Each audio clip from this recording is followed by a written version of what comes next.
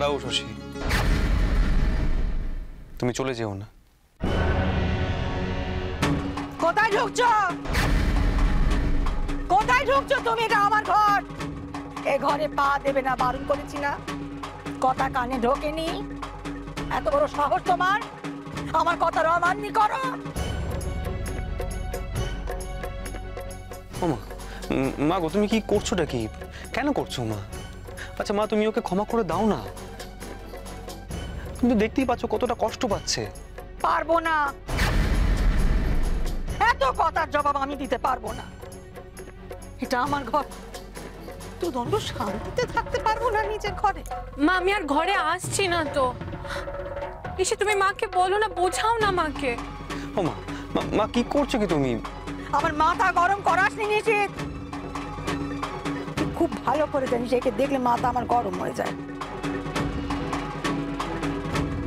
আমি ওকে দেখে শান্ত থাকবো কি করে বলতে পারিস তুই? খুব ভালো করে জানি তুই এখন কি চাইছিস। তোর বউকে আবার এই বাড়িতে বড় বউ হিসেবে প্রতিষ্ঠা দিতে চাইছিস, তাই তো? শোন, তোর বউ তাকে তুই মাথায় রাখবি না মাটিতে রাখবি তুই ঠিক কর। আমার ছেড়ে দে, ক্ষমা দে। সে যা করেছে আমি কখনো ভুলতে পারবো না, কখনো না। এই ন্যাকামের মধ্যে আমাকে জড়াসনি?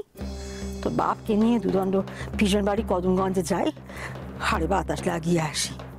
তোর বই যখন সব, তাকে নিয়ে থাক, আমাদের কথা ভাবতে হবে না। বেশ, আমি তোমাকে আর কিছু বলবো না। তুমি তোমার মতনই থাকো, তোমাকে ওর সঙ্গে কথাও বলতে হবে না। মা, এটা তোমার বাড়ি, তুমি এখান থেকে কোথায় যাবে? আমি তোমায় কোথাও যেতে দেব না। মা, তুমি কি জানো না আমি তোমাকে ছাড়া থাকতে পারি না? আমার মা এখান থেকে কোথাও যাবে না, ব্যাস।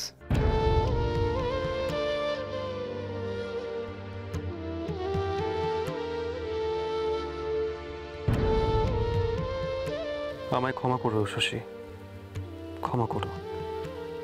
তোমার কষ্ট হচ্ছে আমি জানি, কিন্তু মানো আর না মানো, এই অবস্থার জন্য একটু হলেও তুমি দায়ী। আর এই অবস্থা সহজে কাটবার নয়।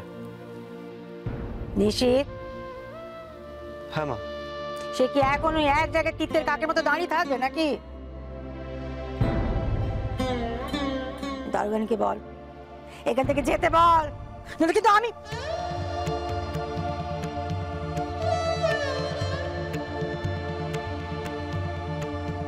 তুমি বলনি চুরি করার জন্য?